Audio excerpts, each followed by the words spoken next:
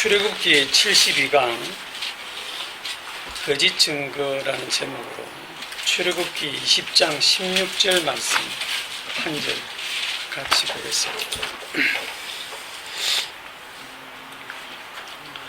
다 같이 내 이웃에 대하여 거짓 증거하지 말라. 아멘. 제가 이제 교직에 있을 때 우리 집 아이들도 마찬가지지만 거짓말하는 걸 정말 싫어했거든요.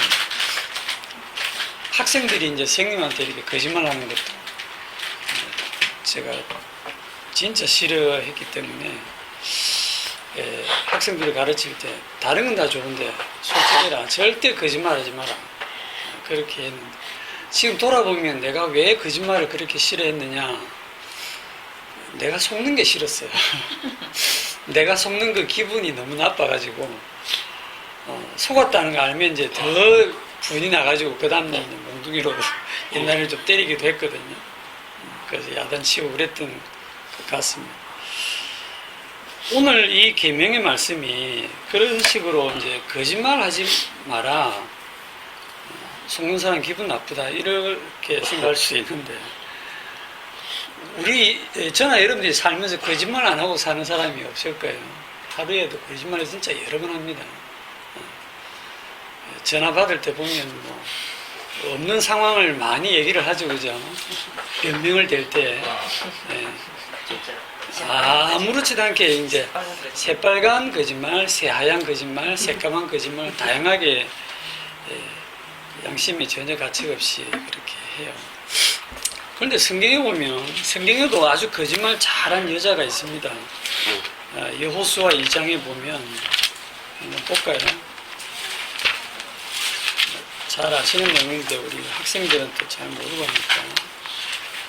여호수아서 2장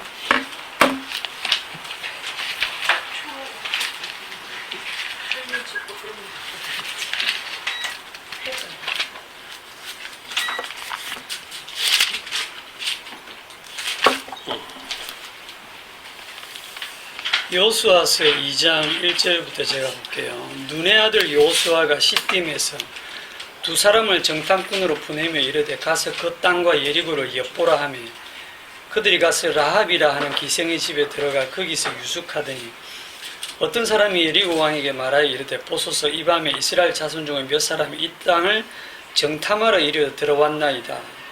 예리고 왕이 라합에게 사람을 보내 이르되 네게로 와서 네 집에 들어간 그 사람들을 끌어내라. 그들은 이 온 땅을 정탐하러 왔느니라.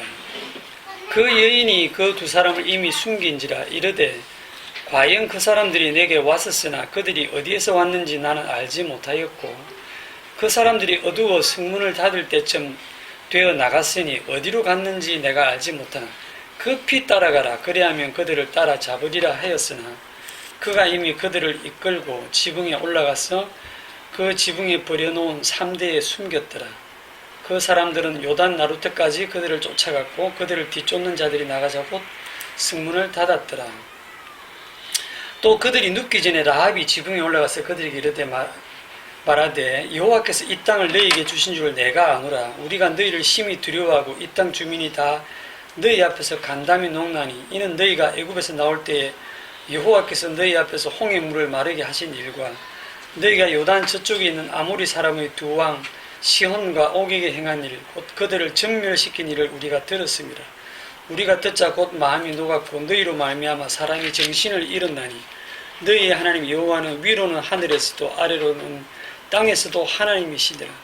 그러므로 이제 청하노니 내가 너희를 선대하였은즉 너희도 내 아버지의 집을 선대하도록 여호와로 내게 맹세하고 내게 정표를 내라.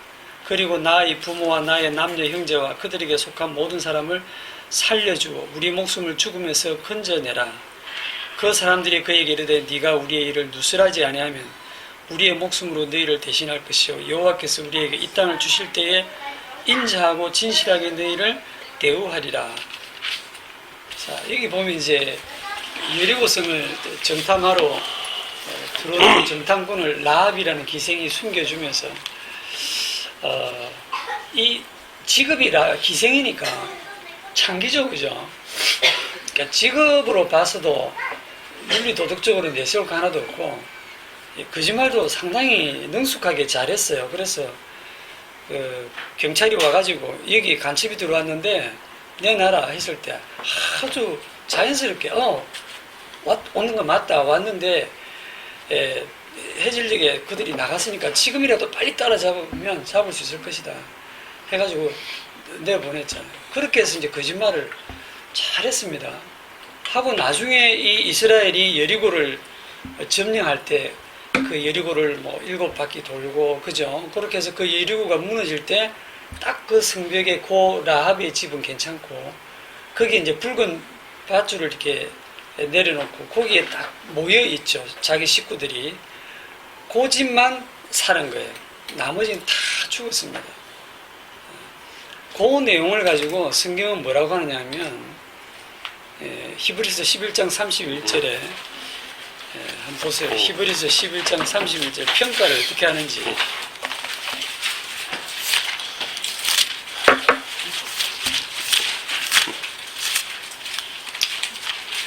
누가 차시 읽어보시죠. 믿음으로 기생 라합은 정탐꾼을 평안히 영접하였으므로 순종하지 아니한 자와 함께 멸망하지 아니하였도다. 믿음으로 기생 라합이 정탐꾼을 평안히. 이거는 누구 관점입니까 도대체? 그 라합이 여리고 사람인데 자기 민족과 자기 조국을 배신하고 자기 나라를 멸망시키러 온 간첩을 정탐꾼을 평안히 영접해서 숨겨준 그걸 가지고 뭐라고 하냐면 믿음으로 정탐꾼을 평안히 영접했고 순종하지 아니한 자와 함께 멸망하지 아니했다. 이렇게 평가를 하고 있어요. 이게 또 야고보서 2장 25절에 보면 또 이와 같이 기생 라합이 사자들을 접대하여 다른 길로 나가게 할 때에 행함으로 어렵다 하심을 받은 것이 아니냐. 행함으로 어렵다 함을 받았다. 이렇게 평가를 해서 이 라합이 이제 누가 되느냐 하면 나중에 그 정탐꾼 중에 한 명이 이 살몬이라고 제가 추측이 되는데 살몬은 라합에게서 보아스를 낳고 보아스는 룻을 낳고 룻은 오벳을 낳고 오벳은 이세를 낳고 이세는 다윗 왕을 낳지요. 그래서 다윗 왕의 고조모 같아요. 이 라합이라는 이방 여자가 거짓말 한번 멋지게 잘해가지고 예수님의 그 족보에 들어옵니다. 그리고 성경은 이거를 믿음의 반열에다가 다 올려놨어요. 라합이 거짓말 안 하고 헐 진실하고 참된 말만 해서 구원받는 게 아닙니다. 장차 오는 그 세계와 지금 내가 살고 있는 이 세계가 멸망할 것이고 장차 오는 그 세계 그 여호와 하나님이 진짜 하나님이라는 걸 알고 자기 세계를 버리고 그 장차 오는 세계를 받아들였을 때 그거를 믿음의 행함이다 순종이다 이렇게 표현을 하는 거예요. 그래서 주님이 시키시는 거짓말은 해야 됩니다. 네. 그 주님이 시키시는 술 취함도 해야 돼요. 노아처럼. 좀 말이 이상하죠.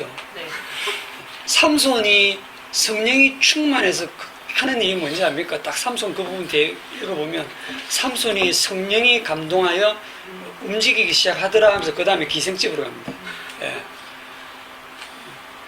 그 기생질을 한단 말입니다. 성령에 감동해서. 그러니까 이게 윤리도덕적으로 우리가 상상이 안 되죠, 그죠? 주님이 시키시는 살인, 완전히 진멸하라고 하면 진멸하는 게 순종하는 겁니다. 그렇기 때문에 오늘날 단순한 어떤 윤리도덕적인 수준으로 해석을 해서 오늘 본문 말씀도 거짓말하면 나쁜 거야. 그런 식의 해석을 할 수 없는 말씀입니다. 그리고 오늘 계명을 한번 잘 읽어보면 이렇게 돼 있어요. 위에는 살인하지 말라, 간음하지 말라, 도둑질하지 말라 이렇게 돼 있는데 16절은 네 이웃에 대하여 거짓 증거하지 말라 이렇게 돼 있죠. 거짓 증거. 이 거짓 증거라고 하는 건 법적인 용어입니다. 법적인 용어. 거짓 증거를 하지 마라. 네 이웃에 대해서 지금 그렇게 단서가 딱 붙어 있습니다.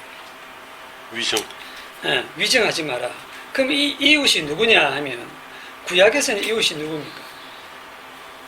지금 이 계명을 주는 그 대상이 누구냐면 구약에서는 출애굽한 이스라엘 백성들이잖아, 그죠? 그 이스라엘 백성들이 출애굽에 나올 때 핵심이 뭐냐면 어린 양의 피로 구속받아서 나온 그 공동체가 이스라엘입니다. 그래서 그 어린 양의 피의 공로로 함께 이웃이 된 그 이웃에 대해서 거짓 증거하지 말라, 그런 의미가 되고, 신약으로 넘어오면 그리스도의 피로 구속함을 받은 성도들, 그리스도의 피로 함께 형제 자매가 된 그 성도들이 우리의 이웃이죠. 그 이웃에 대해서 거짓 증거하지 말라, 그렇게 얘기를 하는데, 조금 더 들어가면 그 이웃이 누구냐 할 때 누가 이웃이냐? 예? 누가 이웃입니까? 참 이웃이 누굽니까? 예수 그리스도죠. 그리고 우리가 예수 그리스도의 지체가 되었다 할 때 그 형제를 볼 때 그 예수 그리스도의 지체로서 그렇게 봐야 됩니다. 그래서 우리가 무엇을 놓치면 안 되느냐 하면, 그 우리가 성도가 되고 이웃이 되고 형제 자매가 된 그 바탕에는 그리스도의 희생의 피가 깔려 있다는 것을 절대로 잊어서는 안 되죠. 그래서 결론부터 딱 얘기를 하겠습니다.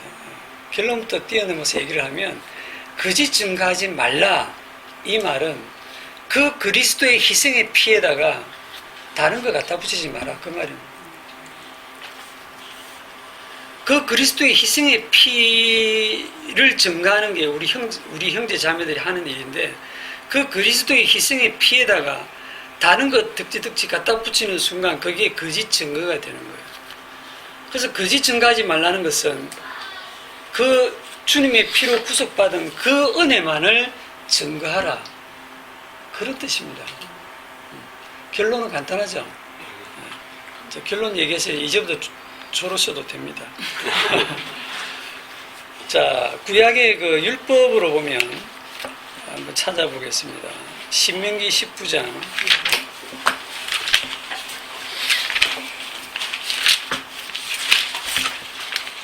결론 미리 얘기해놓고 나중에 가서 결론 얘기도 또 잘 기억이 안 나실 거예요. 신명기 19장 15절.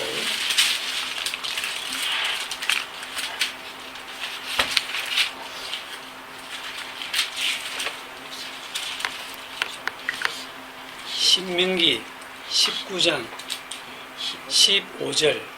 사람의 모든 악에 관하여 또한 모든 죄에 관하여는 한 증인으로만 정할 것이 아니요 두 증인의 입으로나 또는 세 증인의 입으로 그 사건을 확정할 것이며, 만일 위정하는 자가 있어, 위정하는 자가 뭐냐면 거짓 증거하는 자죠. 어떤 사람이 악을 행하였다라고 말하면 그 논쟁하는 쌍방이 같이 하나님 앞에 나아가 그 당시의 제사장과 재판장 앞에 설 것이요, 재판장은 자세히 조사하여 그 증인이 거짓 증거하여 그 형제를 거짓으로 모함한 것이 판명되면 그가 그의 형제에게 행하려고 꾀한 그대로 그에게 행하여 너희 중에서 악을 제하라. 그러니까 거짓 증거해서 그 형제의 어떤 재산을 뺏으려고 했으면 그대로 그에게 행하게 하고, 거짓 증거를 해서 그 형제를 만약에 무슨 죽게 만들려고 했으면 그를 죽게 해라, 그런 뜻이 되는 거죠. 그래야면 그 남은 자들이 듣고 두려워하여 다시는 그런 악을 너희 중에 행하지 아니하리라. 네 눈이 긍휼히 여기지 말라. 생명에는 생명으로, 눈에는 눈으로, 이에는 이로, 손에는 손으로, 발에는 발로이니라. 그러니까 율법은 긍휼이 없습니다. 율법은 법은 법대로, 법은 법대로 처리해야 그게 법이지. 저 사람은 예쁘니까 좀 봐주자, 저 사람은 좀 형편이 힘드니까 봐주자, 이런 건 없어요. 절대 개인 사정 봐주지 않고 딱 법에 의해서 그대로. 그러니까 이게 굉장히 무서운 거죠. 어떤 범죄한 일을 봤으면 그걸 그렇게 봤다고 증거해 줘야 됩니다. 안 했는 걸 했다라고 거짓 증거해도 나쁘지만 한 걸 보고도 그냥 아는 사람이니까 저 못 봤습니다, 이렇게 하는 것도 거짓 증거잖아요. 율법대로 산다는 게 진짜 이게 무슨 일인데, 어쨌든 이 부분을 보면 두 증인, 최소한 두 증인이 있어야 확정이 됩니다. 그래서 나중에 예수님을 죽일 때도 어떡합니까? 대제사장과 온 공회가 예수를 죽이려고 그를 칠 거짓 증거를 찾으며 거짓 증인이 많이 와서는 얻지 못하더니 후에 두 사람이 와서 이르되 이 사람이 말이 내가 하나님의 성전을 헐고 사흘 동안에 지을 수 있다 하더라. 이렇게 해서 이제 두 증인을 딱 가지고 이렇게 죄를 확정을 해서 이제 사형을 언도하거든요. 그리고 예수님 자신도 이 율법에 근거해서 두 증인이라고 본인이 얘기를 하세요. 그거는 굉장히 한번 봅시다. 요한복음 8장.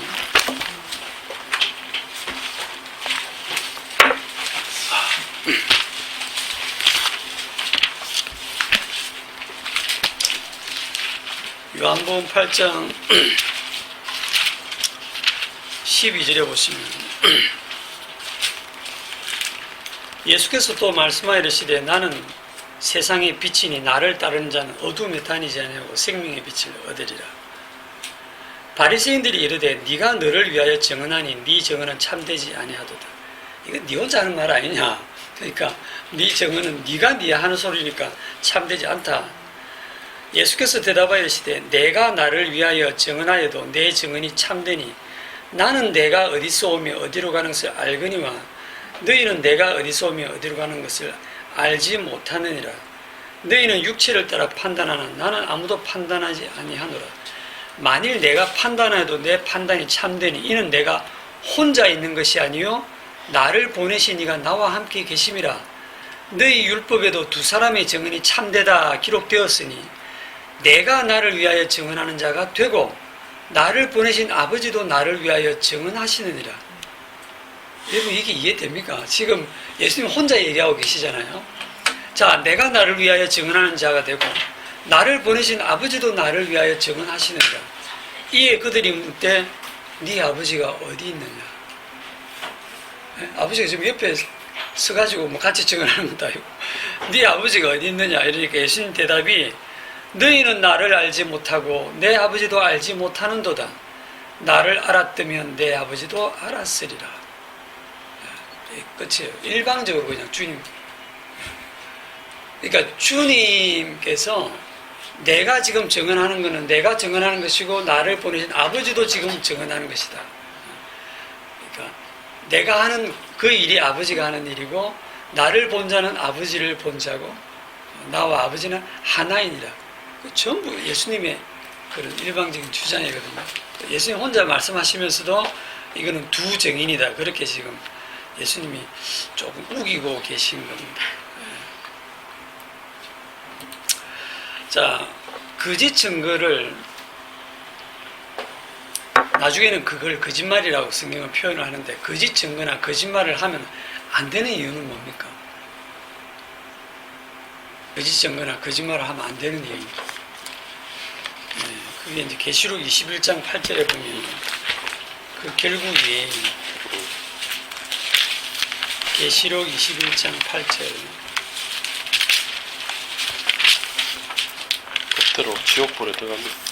계시록 21장 8절 다 같이 그러나 두려워하는 자들과 믿지 않는 자들과 흉악한 자들과 은행하는 자들과 점술가들과 우상 숭배자들과 거짓말하는 모든 자들 불과 유황으로 타는 못에 던져지리니 이것이 둘째 사망이니라. 네, 이 둘째 사망은 구약에서는 등장하지 않는 단어인데 성령 받은 이제 사도 요한이 기록을 하는 겁니다.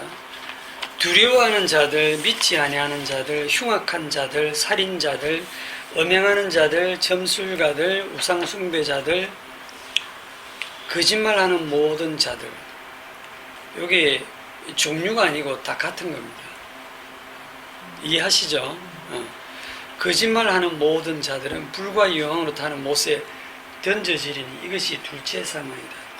그래서 거짓말하는 자들, 거짓 증거하는 모든 자들은 둘째 사망에 들어가기 때문에 거짓 증거하면 안 된다는 거죠. 자, 근데 문제는 여기에 둘째 사망으로 들어가는 그 중에 거짓 선지자들도 있고 나중에 마귀도 둘째 사망에 들어가고 그렇죠. 다 들어가는데 최초의 거짓 증거를 한 애가 누굽니까? 에라카 이상. 최초의 거짓 증거. 창세기에 나오잖아요. 그죠? 네. 뱀이죠. 예미죠. 네. 창세기 한번 가봅시다. 처음부터 거짓말한 자. 예, 처음부터 거짓말하는 자. 무슨 거짓말을 하는지 봅시다. 창세기 2장 16절. 여호와가 하나님 창세기 2장 16절에 여호와 하나님이 그 사람에게 명하여 이르시되 동산 각종 나무의 열매는 네가 임의로 먹되 선악을 알게 하는 나무의 열매는 먹지 말라. 먹는 날에는 반드시 죽으리라. 요게 누구 말씀이에요? 여호와 반드시 죽으리라. 요거는 이제 하나님 말씀이에요. 요 하나님 말씀이고 3장으로 딱 넘어오면 3장에서 이제 뱀이 나타나서 하와와 대화를 하다가 4절에 딱 가면 뭐라고 합니까? 결코 네, 죽지 아니하리. 뱀이 여자에게 이르되 너희가 결코 여기 옛뱀 마귀 결코 죽지 아니하리라. 하나님의 말씀하고 반드시 죽으리라. 결코 죽지 아니하리라. 완전히 정반대죠. 이거는 뭐 완전히 반대되는 얘기입니다. 누구의 말이 사실이며 누구의 말이 옳은 거냐 했을 때 아담과 하와가 하나님의 말씀이 옳지라고 했으면 안 먹었을 거예요. 뱀의 말이 설득력이 있었거든. 안 그렇습니까? 뱀의 말을 듣고 보니까 그렇네. 먹음직하고 보암직하고. 하나님은 아무 근거도 없이 그냥 반드시 죽으리라 하고 딱 끝냈어요. 반드시 죽으리라. 그런데 뱀은 설명을 해줬어요. 이거 왜 먹지 마라 했는지 아냐. 너희들이 먹으면 너희들의 눈이 밝아지고 선악을 알 줄을 하나님이 아셨기 때문에 그거 먹지 마라고 한 거다 하고 친절하게 설명을 참 이렇게 해주니까 그런 것 같아. 안 넘어갈 수가 없어요. 너무 이렇게 설득력 있게 설명을 했기 때문에. 그래서 상당한 이유와 근거를 듣고 나서 그래서 먹지 말라 했구나. 그러니까 그거 먹으면 죽는 게 아니라 그 선악을 알게 될까봐 먹지 마라고 하나님이 그렇게 엄포를 놓은 거야. 너희들 결코 안 죽어. 그래서 먹었어요. 먹었더니 네가 먹는 날에는 반드시 죽으려는데 죽었습니까? 안 죽었습니까? 안 죽었잖아요. 눈이 밝아졌어요. 선악도 알게 됐어요. 마귀 말이 맞는 것 같네. 예? 딱 먹는 그날에 하고 목을 부여잡고 막 비명을 지르면서 막 토하면서 이래갖고 막 벌벌 떨면서 딱 죽었다면 하나님 말씀 그대로구나. 그때 아담과 하와 둘 다 죽었으면 끝인데 근데 아무 일도 일어나지 않고 오히려 악마의 말대로 죽지도 않고 눈은 밝아졌고 새로운 눈을 뜨게 되고 선악도 알게 되고 그러니까 악마의 말이 맞는 것 같아요. 그런 생각 들죠. 나는 그러니까 친절하게 설명을 좀 하시지 그러니까 마귀는 맨날 설명해주고. 그래서 이 반드시 죽으리라는 말씀대로 반드시 죽습니다. 그런데 그게 역사 속에서는 바로 그 일이 안 일어나는 거예요. 바로 나중에 가서 보니까 진짜 죽음이 둘째 사망인 거예요. 둘째 사망. 그런데 사람들은 마귀의 말을 들었기 때문에 결코 죽지 않는다라는 그 말에 어떤 생각을 하냐면 진짜 안 죽는다는 생각을 해요. 거기서 이제 영혼 불멸설도 나오고 영혼이 불멸합니까? 영혼 불멸은 없어요. 죽으면 끝입니다. 영혼도 뭐고 다 죽으면 끝이에요. 나중에 하나님께서 부활을 시켜서 부활한 몸으로 영생에 들어가고 영불에 들어가는 거거든요. 창세기 4장에 보시면 그 가인의 족보를 보면 상당히 재미난 부분이 있는데 창세기 4장 16절 그 가인의 족보하고 나중에 창세기 5장에 죽은 아벨 대신에 준 그 셋의 족보를 비교해 보면 셋의 족보는요. 그 뭐 아담은 셋을 낳으면 800년을 지내고 자녀를 낳고 930세를 살고 죽었더라. 이렇게 누구를 낳고 몇 세를 살고 죽었더라. 살고 죽었더라. 쭉 그래 나오죠. 그렇죠. 창세기 5장은 몇 세를 살고 죽었더라. 전부 죽었더라 끝나는데 가인의 족보에는요. 죽었다는 말이 없습니다. 그게 특징입니다. 잘 보세요. 창세기 5장 16절 가인이 이제 죽임을 면하게 해달라 했더니 하나님이 또 응답을 하셔갖고 너는 죽지 않게 해줄게. 너를 죽이는 자는 벌을 7배나 받는다고 표까지 줬어요. 16절 가인이 여호와 앞을 떠나서 에덴 동쪽 노 땅에 거주하더니 아내와 동침하며 그가 임신하여 에녹을 낳은지라. 가인이 성을 쌓고 그의 아들의 이름으로 성을 이름하여 에녹이라 하니라. 에녹이 이랏을 낳고 이랏은 머후야헬을 낳고 머후야헬은 머드사헬을 낳고 머드사헬은 라멕을 낳았더라. 죽었단 말 없죠. 라멕이 두 아내를 맞이하였으니 하나 이름은 아다요 하나 이름은 실라였더라. 아다는 야발을 낳았으니 그는 장막에 거주하며 가축 치는 자의 조상이 되었고 그의 아우의 이름은 유발이니 그는 수금과 퉁소를 잡는 모든 자의 조상이 되었으며 실라는 두발 가인을 낳았으니 그는 구리와 쇠로 여러 가지 기구를 만드는 자여 두발 가인의 누이는 라마이었더라. 이렇게 나오는데 나중에 라멕의 그 노래를 들어보면 누구를 죽였다는 말은 나오는데 이들이 죽었다는 말은 없죠. 뭐 내가 소년을 죽였다 그런 말은 나오는데 이상하게 가인의 족보에는 몇 년을 살고 죽었더라 이런 말이 없어요. 그래서 저는 진짜 안 죽었을까? 그렇지는 않을 텐데 그거는 저도 잘 모르겠는데 의도적으로 여기에 죽었다는 말이 전혀 없고요. 오히려 그 하나님을 잘 섬긴 아벨은 죽고 가인은 계속 이 땅에서 번성하며 사는데 성을 쌓았다 이 말은 이제 자기 스스로를 이렇게 보호를 하면서 도시를 건설한 거예요.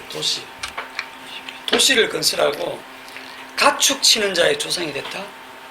그러니까 목축업, 낙농업이 발전하면서 이제 우유를 생산하고 거기서 치즈와 버터를 만들고 먹거리가 이제 이렇게 발전하죠. 수금과 퉁소 잡는 모든 자의 조상이 되었다. 악기가 개발되고 여기에 또 음악과 예술이 발전하죠.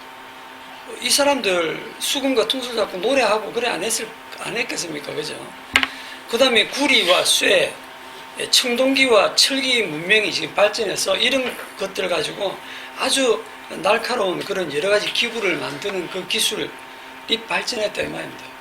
도시가 건설되고 거기에서 예술과 문화, 문명이 발전을 합니다. 이게 가인의 문명이에요. 거기에 비해서 5장에 나오는 셋의 후손들은 그냥 촌사람들이에요. 그냥 뭐 애매 낳고 살다가 죽고 누구의 조상이 되고 이런 거 없어요. 그냥 살다 죽고 반드시 죽으리라는 말씀대로 그냥 계속 죽어가는 인생만 살았고 이 마귀의 말을 들은 그 가인의 후손은 결코 죽지 않을 것처럼 그렇게 지금 살고 있습니다. 이게 현실이에요.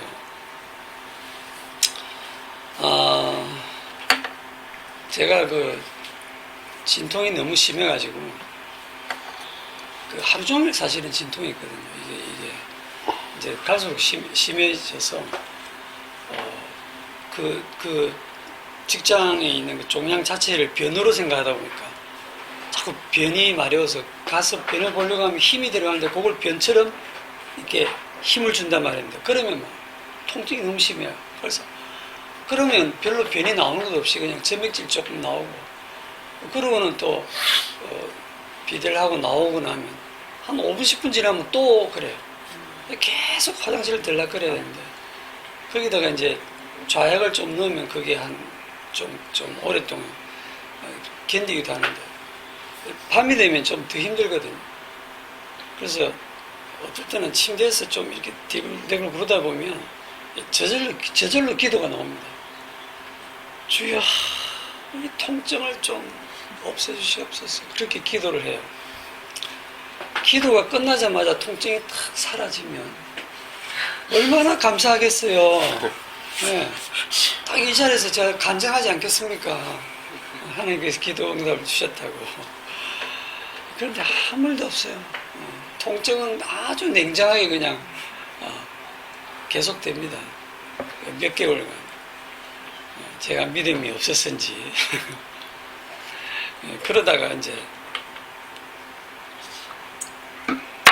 어제 이제 처음으로 우재군 내과에서 진통제를 처방을 받아가지고 오후에 한 4시 20분쯤 딱 먹었는데 한 30분쯤 지나니까 설마 했는데 통증이 싹 다 사라졌어요. 예, 이 아래쪽에 우리하고 막 신경통하고 뭐 땡기고 아프던 것들이 완전히 다 사라졌어요. 야, 기도보다 훨씬 낫구나. 기도할 일이 아니구나, 이거. 인간의 그 과학 문명, 의학의 발달 정말 대단하구나. 예. 성경에 나오는 하나님의 말씀은 정말 허공을 치는 것 같고, 현실 속의 과학, 이 가인의 문명이 만들어 놓은 이것이 나를 낫게 하는구나. 이런 생각이 들겠어요, 안 들겠어요? 당연히 들죠. 제가 드는데 여러분이 왜 안 들겠습니까? 그러니까 우리의 믿음이 도대체 어디 있습니까? 하나님께서 이 역사 속에서 일하시는 모습은요, 도무지 믿을 수 없도록 역사 속에서 일하고 계신다는 사실입니다. 그런데 마지막은 다 죽는 거예요. 죽음으로 끝나요. 반드시 죽으리라는 말씀대로 이루어져 가죠. 이 가인의 문명이 어디서 끝나느냐 하면 노아 홍수로서 다 끝나죠. 노아 홍수로 그 찬란했던 문명이 완전히 끝납니다. 물론 그 이후에 다시 노아의 후손을 통해서 또 가인의 문명이 새롭게 바벨탑을 쌓으면서 시작이 되고 있지만, 제가 요즘에 그런 걸 겪고 있습니다. 자, 내 이웃에 대해서 거짓 증거하지 말라 라는 이 계명의 말씀은 이미 우리는 이웃에 대해서 늘 거짓 증거를 하고 있다 라는 뜻입니다. 예수님에 대해서 늘 거짓 증거를 하고 있다는 뜻이에요. 우리 인간들끼리만 고만고만하고 살아가고 있을 때는 전혀 몰랐어요. 우리 인간들끼리만 살 때는 우리들끼리 합의된 빛의 개념이 있고 어둠의 개념이 있고 죄에 대한 개념이 있고 의에 대한 개념이 있고 선과 악에 대한 우리 인간들끼리 정해놓은 개념들이 있어요. 그죠? 그러다 보니까 어떤 사람을 보면 저놈은 어둠의 자식이라고 평가를 하고 아주 악한 놈이다 이렇게 평가를 하기도 하고, 또 어떤 사람을 보면 정말 저 사람은 빛의 사람이다, 정말 의로운 사람이다, 참 착한 사람이다, 법 없이도 살 사람이다 이렇게 평가를 하기도 해요. 그런데 그분이 딱 오시고 나서부터 그 모든 평가가 다 박살이 나는 겁니다. 그분이 오시고 난 다음부터 다 달라져요. 그분이 딱 오셔갖고 내가 세상의 빛이다라고 말하는 순간 나머지는 전부 뭐다? 전부 어둠으로 규정되어집니다. 그게 믿어지는 분이 성도입니다. 내가 생명이다라고 말하는 순간 나머지 모두 뭐다? 죽음이구나. 아, 우리는 살아있는 것 같은데도 죽은 자구나. 내가 선이다라고 하는 순간 나머지 모두 다 악이 되는 거예요. 그래서 그리고 그분이 오셔가지고 내가 곧 진리다라고 하면 진리 외에 나머지는 뭡니까? 전부 비진리고 전부 거짓이죠. 그래서 저와 여러분이 모두 거짓으로 드러나는 순간이 어디냐? 요한복음 8장에 딱 가볼게요.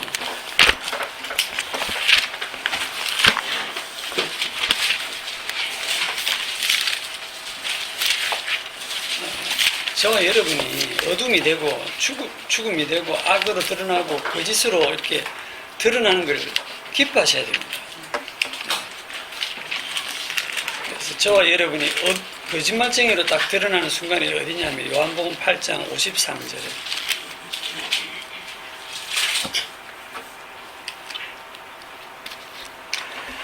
너는 이미 죽은 우리 조상 아브라함보다 크냐? 또 선지자들도 죽었거늘 너는 너를 누구라 하느냐? 예수께서 대답하시되 내가 내게 영광을 돌리면 내 영광이 아무것도 아니거니와 내게 영광을 돌리시는 이는 내 아버지시니 곧 너희가 너희 하나님이라 칭하는 그이시라. 너희는 그를 알지 못하되. 자, 너희가 너희 하나님이라 칭하는 그런데 너희는 그를 알지 못한다는 거예요. 너희는 그를 알지 못하되 나는 아노니 만일 내가 알지 못한다 하면 나도 너희같이 거짓말쟁이가 되리라. 나는 그를 알고 또 그의 말씀을 지키노라. 여러분 56절 55절 말씀을 잘 보세요. 만일 내가 알지 못한다 하면 나도 너희같이 거짓말쟁이가 되리라.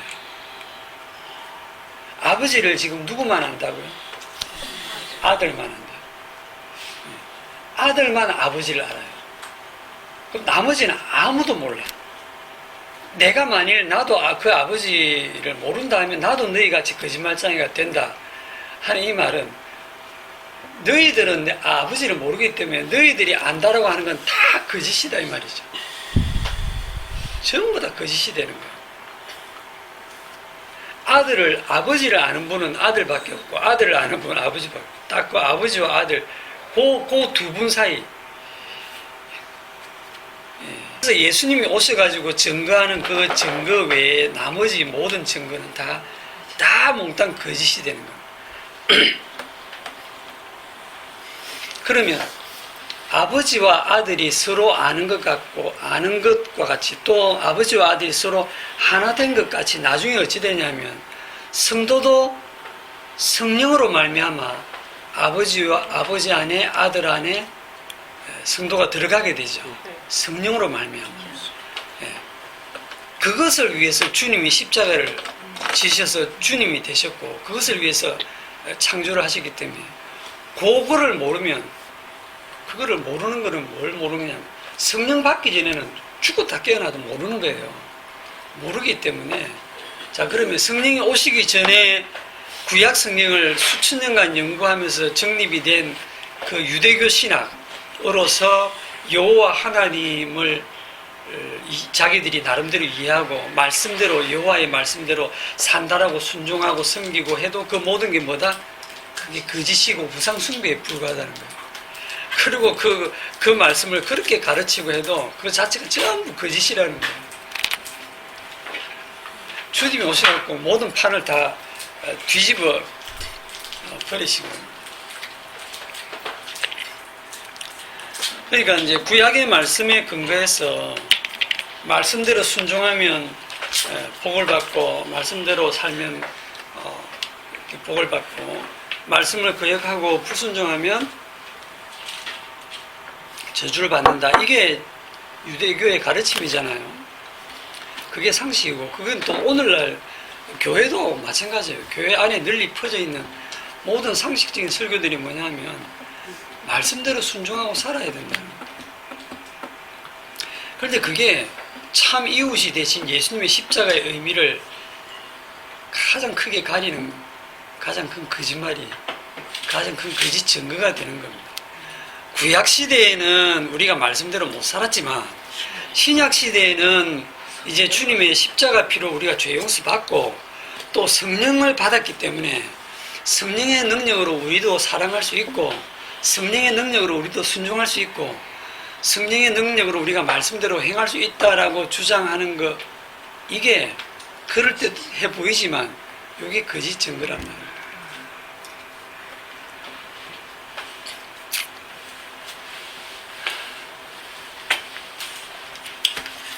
요한복음 2장에 봅시다.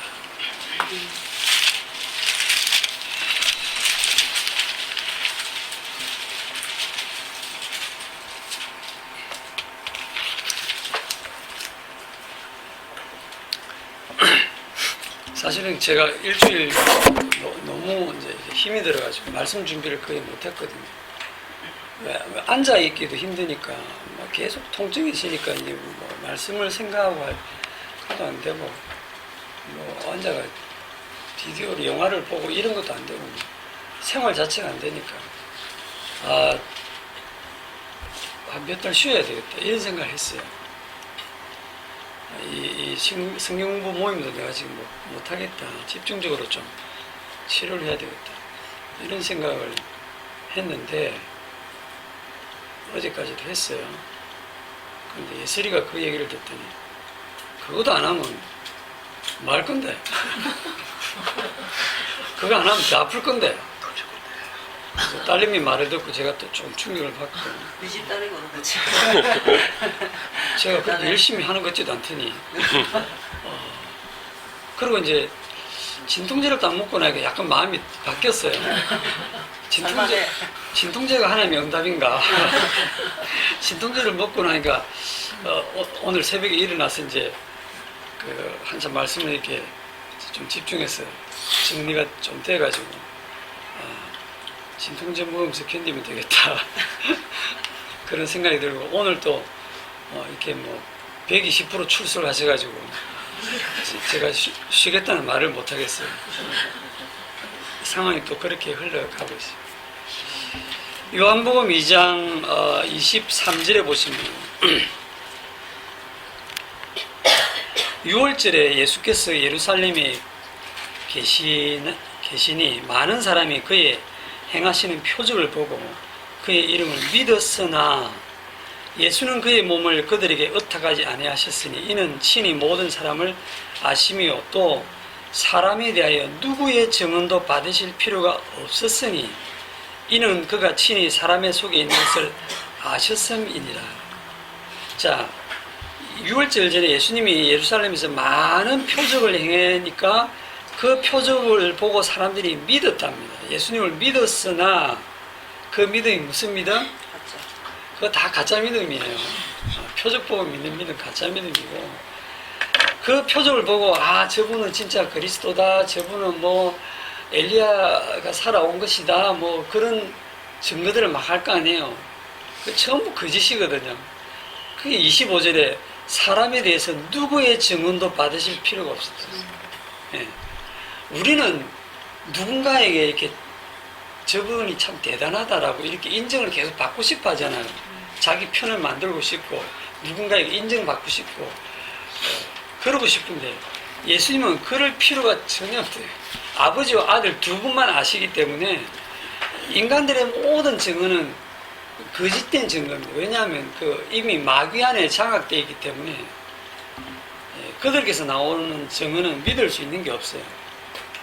그래서 거기에 보면 3장이 바로 연결됩니다. 그런데 하면서 연결되죠.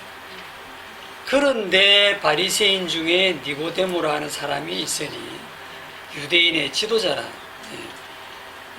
이 니고데모가 사내들인 공회 70인 그 국회의원, 그 당시에는 종교와 정치가 하나로 되어 있으니까 상당한 영향력이 있는 그 지도자죠. 이 지도자가 밤중에 예수님께 와서 증거를 합니다. 랍비여, 우리가 당신은 하나님께로부터 오신 선생인 줄 아나이다. 하나님이 함께 하시지 아니하시면 당신이 행하시는 이 표적을 아무도 할 수 없음이니다. 이렇게 지금 니고데모가 증거를 하잖아요. 자기가 보고 판단한 걸로 가지고 굉장한 사람이 와가지고 예수님을 지금 인정을 하고 있단 말입니다. 평가를 하면서 당신이 행하시는 표적을 자세히 보니까 이거는 하나님께로부터 오신 선생이 아니면 누구도 할 수 없는 그런 것입니다 하고 지금 예수님을 이렇게 평가를 하고 증거를 지금 하고 있는 거예요. 이 정도면 예수님이 네 이제 나를 좀 제대로 알아보는구나 이렇게 나오셔야 되는데 거기에 대해서 한마디 말도 안 해요. 동문서답 하시듯이 거듭나지 아니하면 하나님 나라를 볼 수 없다. 그 니고데모가 깜짝 놀래가 늙으면 어떻게 거듭날 수 있습니까? 두 번째 모태에 들어갔다가 날 수 있습니까? 예수께서 진실로 내게 이르노니 사람이 물과 성령으로 나지 아니하면 하나님의 나라에 들어갈 수 없다. 육으로 난 것은 육이요 영으로 난 것은 영이니 내가 네게 거듭나야 하겠다는 말을 놀랍게 여기지 마라. 여기에 딱 보면 육으로 난 것은 육이요.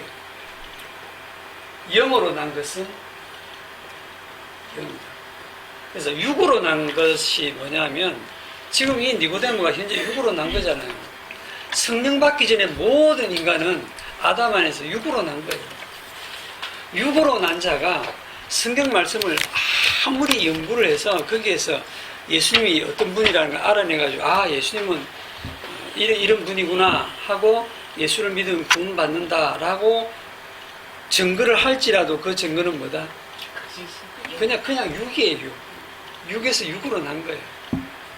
주님이 인정 안 합니다. 거짓 증거일 뿐이에요. 이 얘기를 지금 주님이 하고 계신 거예요. 그러니까 성령으로 아니하고는 절대로 하나님의 그 깊은 것을 알지 못하고 그 육으로서는 어떤 그 예수님에 대해서 평가를 하고 해도 결국은 육으로 끝날 수밖에 없다라고 하는 것입니다.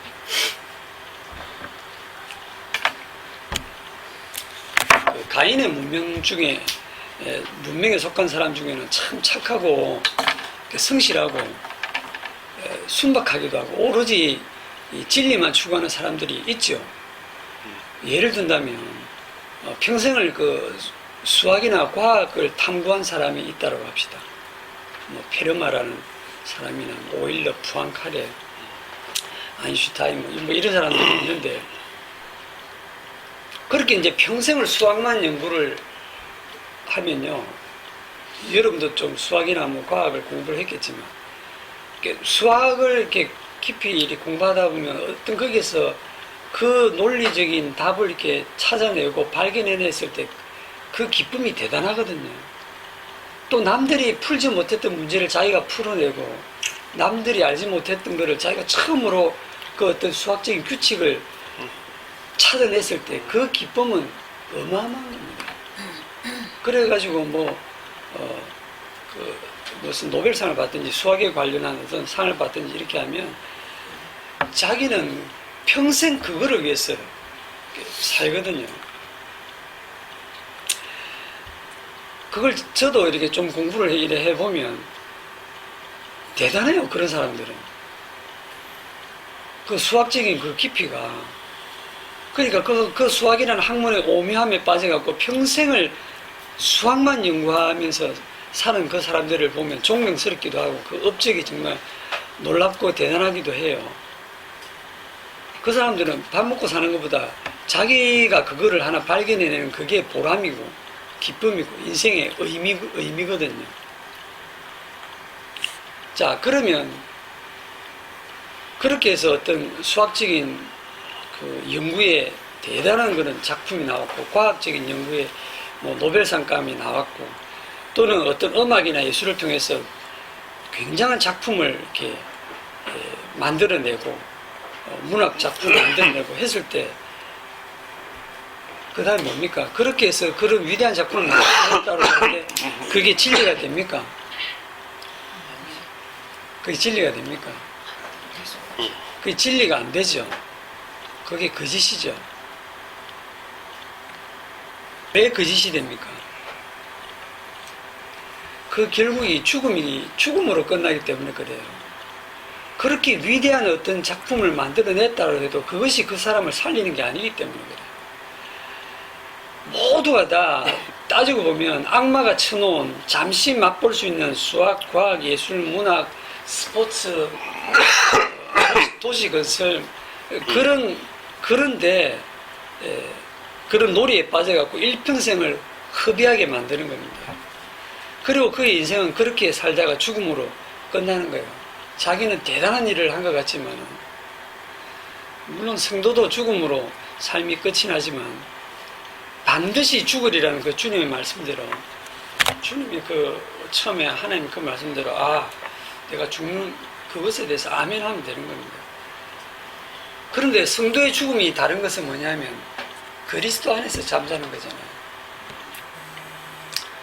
거잖아요. 저는 진짜로 언제 죽어도 여한이 없어요.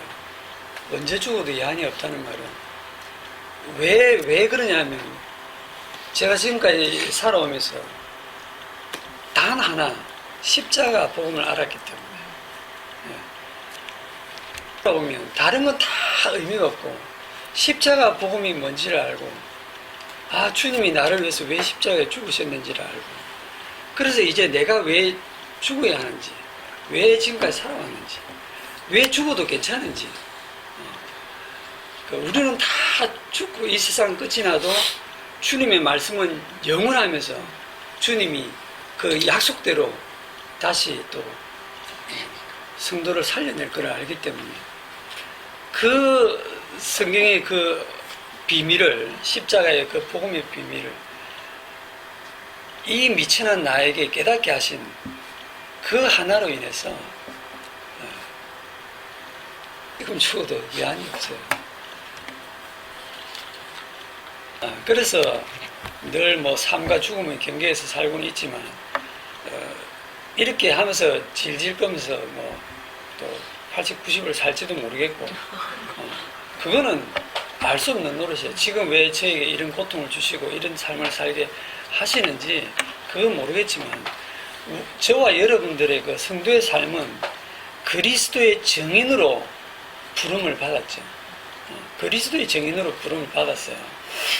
그래서 유일하게 거짓 증거를 하지 않는 게 뭐냐면 성령이 임한 성도로서 늘 우리에게서 나오는 그 삶과 이 말의 고백에서 뭐가 나와야 되냐면 십자가만이 의가 된다고 하는 거. 우리는 무엇을 해도 죄밖에 나오지 않는 죄인이라는 그것을 우리의 삶 속에서 고백을 하면서 주님의 십자가만 증거할 때 그것이 이웃에 대해서 거짓 증거를 하지 않는 삶이 되는 겁니다. 그래서 처음에 말했던 결론을 다시 가져와서 말씀드리면 거짓 증거하지 말라. 그 뭐라고 제가 결론 냈죠? 십자가 복음. 그렇죠. 그 피로 구속받은 그 은혜만을 증거하라. 거기다 다른 거 덧붙이지 마라. 그리고 그 십자가 피만을 증거할 때 어떻게 증거할까요? 아, 내가 이제 다시는 죄를 짓지 않고 살아야지. 이렇게 해서 증거하는 건가요? 다시는 나 이제 거짓말 안 하고 참말만 하고 살아야지. 그러면 그 피가 증거되는 겁니까? 그렇지 않죠. 어떻게 증거해야 되냐면 요한일서 이제 마지막 구절을 보겠습니다. 요한일서 1장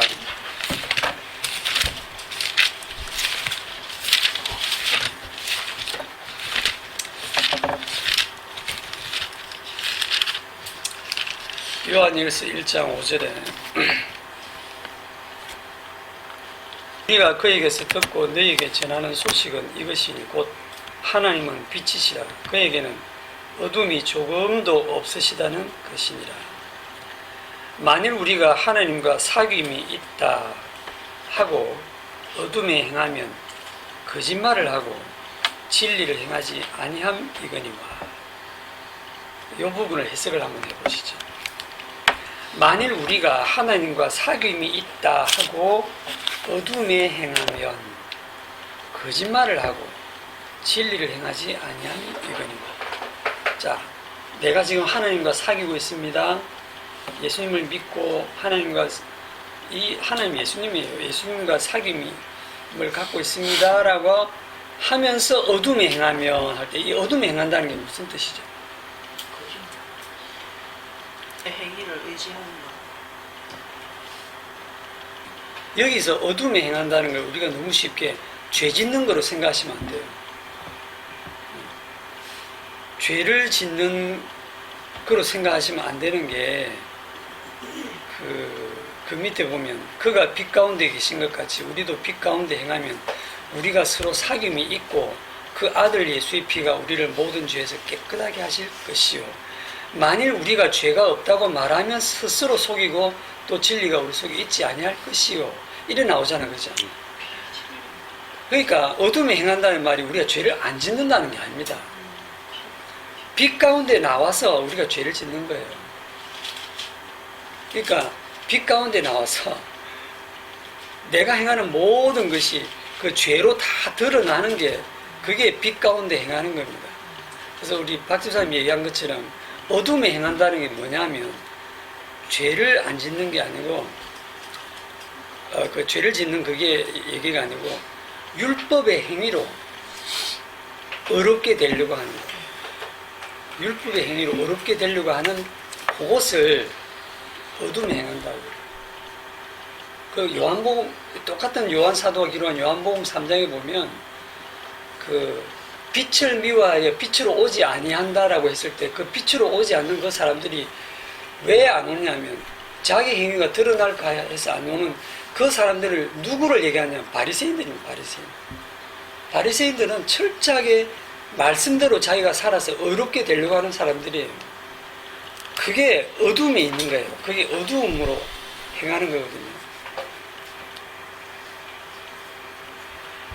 요거를 조금 더 들어가면 그 어두움에 행하는 것이 이제 율법의 행위로 어렵게 된다라고 했는데 이제 예수 믿는 사람 중에도 그러면 예수를 믿고 십자가 피로 구속을 받았으면 그렇게 살면 안 되지.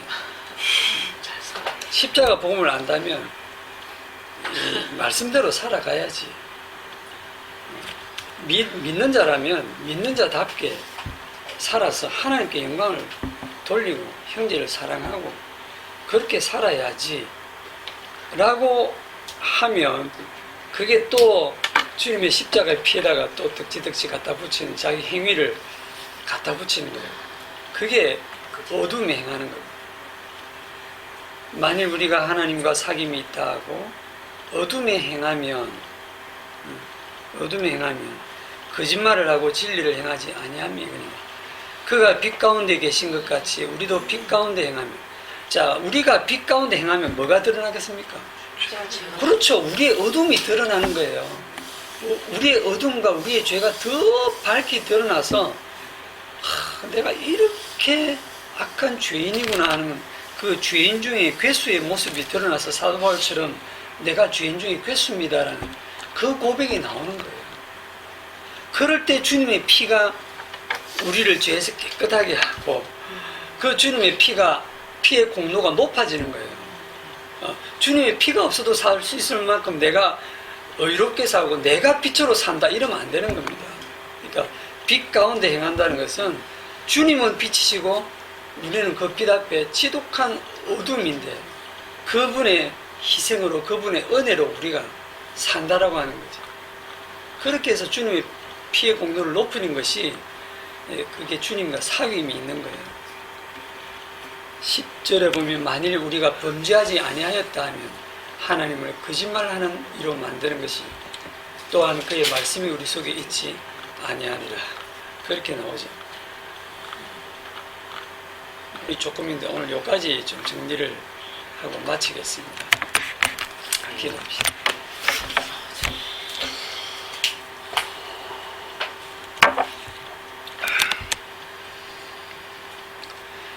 아버지,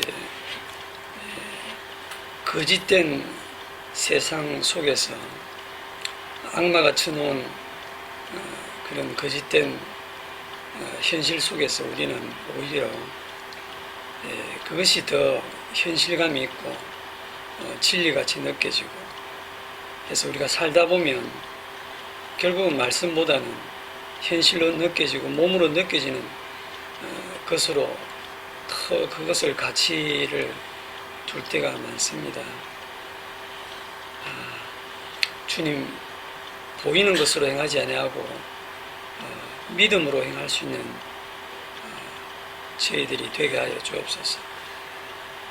이 땅을 살아가면서 참된 진리 되시는 그 주님만을 증거하는 삶이 무엇인가를 생각하고 주님의 빛 가운데 행할 때에 우리의 죄가 날마다 더 깊이 드러나고 내 속에는 정말 믿음도 없고 내 속에는 나만 사랑하는 그런 악함이 늘 있고 전혀 구원받을 가치가 없는 존재임이 날마다 더 드러날 때에 이런 죄인을 위해서 십자가를 지시고 주님의 피로 덮으시고 용서하시는 그 주님의 피의 공로가 얼마나 대단한지 날마다 더 깊이 알아가면서 그 주님의 십자가만을 증거하는 우리 성도들의 삶이 되게 하옵소서.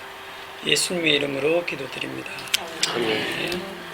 수고하셨습니다. 알겠습니다.